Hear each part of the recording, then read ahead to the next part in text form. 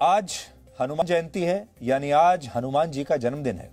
राम भक्त हनुमान को संकट मोचक भी कहा जाता है और कोरोना वायरस के इस दौर में हम सब एक ऐसा ही संकट मोचक ढूंढ रहे हैं जो हमें इस महामारी से बचा सके।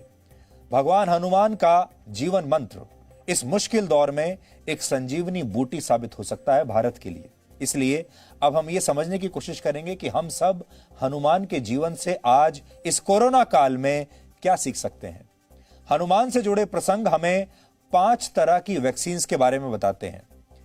इनमें पहली वैक्सीन है सही जानकारी की वैक्सीन। रामायण में उल्लेख मिलता है कि जब रावण से युद्ध के दौरान लक्ष्मण के प्राण निकलने वाले थे, तब हनुमान ने उनके लिए संजीवनी बूटी ढूंढी थी। हनुमान जी को यह नहीं पता था कि संजीवनी बूटी जिस पर्वत पर है वो पर्वत किस दिशा में है। तब सुषेण वैद्य ने उन्हें सही दिशा की जानकारी दी और इस सही जानकारी की वजह से हनुमान द्रोणागिरी पर्वत तक पहुंच पाए जहां संजीवनी बूटी थी। यानी सही जानकारी का महत्व आपके जीवन में, हमारे जीवन में बहुत बड़ा है।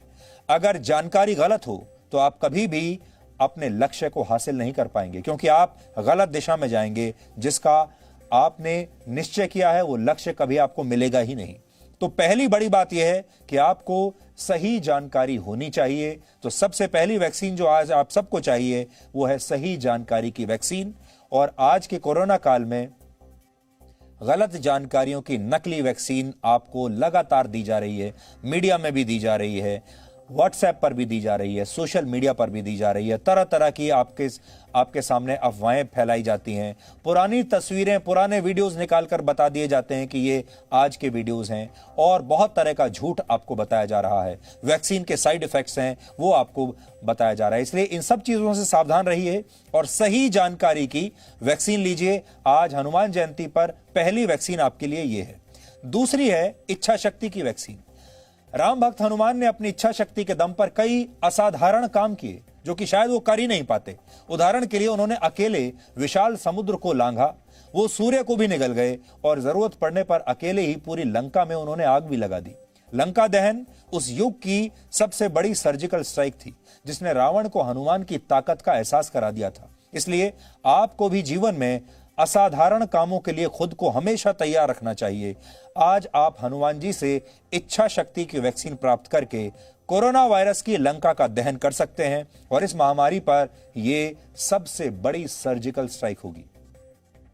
तीसरी वैक्सीन है बल के साथ बुद्धि के सकारात्मक प्रयोग की, यानी बल और बुद्धि का कॉकटेल। उदाहरण के लिए जब हनुमान लंका जा रहे थे तब देवताओं के कहने पर समुद्र में रहने वाली नाग माता सुरसा ने उनका रास्ता रोक लिया था और हनुमान जी के धैर्य और बुद्धि की परीक्षा ली। जब हनुमान जी ने उनसे रास्ता देने की विनती की तो सुरसा ने अपना मुंह फैलाकर हनुमान को निगलने की कोशिश की, लेकिन हनुमान भी अपना आकार बढ़ाते चले गए और अंत में सुरसा ने अपना मुंह सैकड़ों किलोमीटर तक फैला लिया, विशाल कर लिया। उस समय हनुमान चाहते तो सुरसा को पराजित करके ही दम लेते और कर भी सकते थे, लेकिन उन्होंने अपना आकार तुरंत सूक्ष्म कर लिया, छोटा कर लिया और वो कई किलोमीटरों तक फैले सुरसा के मुंह में प्रवेश करके तुरंत बड़ी आसानी से बाहर भी निकल आए, क्योंकि उनका आकार बहुत छोटा था। यानी उन्होंने बल के साथ बुद्धि का भी प्रयोग किया। और आज लोगों को भी इसी की जरूरत है। आज शक्ति ये दिखाने में नहीं है कि आप कितने क्षमतावान हैं, आपके पास कितनी धन दौलत है, आपकी हैसियत क्या है। आज बुद्धिमानी इसमें है कि आप मास्क लगाकर इस संक्रमण को रोकने की कोशिश करें और इसकी चेन को अपनी बुद्धि से तोड़ें।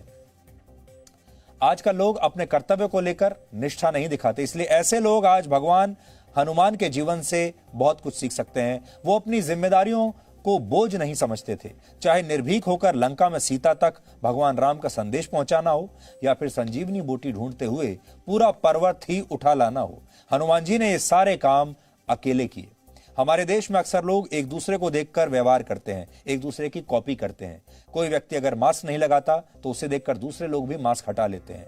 कोई गंदगी करता है तो वो भी बाकी लोग ऐसा ही करने लगते हैं और कहते हैं कि जब दूसरा ऐसा कर सकता है तो मैं क्यों नहीं कर सकता। लेकिन हमें लगता है इन लोगों को आज हनुमान से प्रेरणा लेनी चाहिए ताकि ये लोग अपने कर्तव्य को समझ सकें। और आखिरी वैक्सीन है धैर्य की। भगवान हनुमान ने जब पूरा समुद्र लांघा तो ये उनका बल था, लेकिन समुद्र को पार करते हुए उनके सामने एक के बाद एक लगातार कई चुनौतियां आती चली गईं, लेकिन उन्होंने धैर्य को छोड़ा नहीं और सकारात्मक सोच लगातार बनाए रखी। वो विनती करते हुए समुद्र को लांघकर लंका तक पहुंच गए और धैर्य की परीक्षा में भी पास हुए। और आज आप सबको भी धैर्य की और सकारात्मक सोच की बहुत ही जरूरत है, तभी आप कोरोना वायरस से लड़ पाएंगे। आज अगर आपने धैर्य दिखाया और अपने सही तरीकों का पालन किया, मास्क लगाकर रखा, अनुशासन का पालन किया, तो आप इस महामारी को हरा सकेंगे। इसलिए आपको अनुशासन की बहुत आवश्यकता है।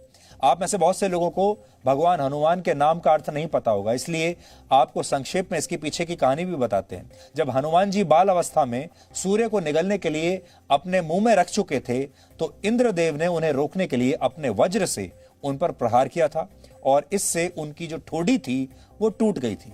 ठोड़ी को संस्कृत में हनु कहा जाता है और इसीलिए उनका नाम हनुमान पड़ गया। रामायण में उल्लेख मिलता है कि जब भगवान राम सीता की खोज करते हुए कर्नाटक के जंगलों में पहुंचे तो वहां उनकी भेंट पहली बार हनुमान और सुग्रीव से हुई।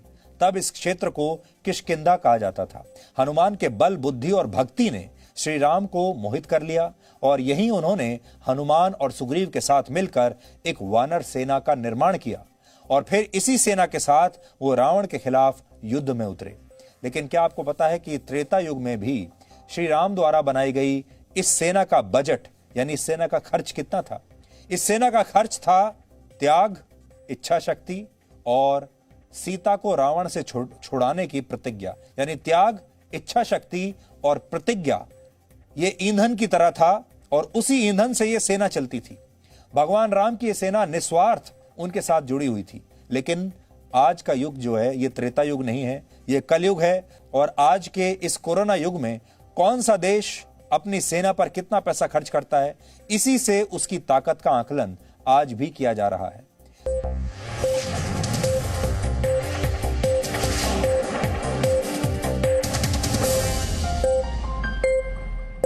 Presenting V News app, available on Google Play and App Store. Download it now.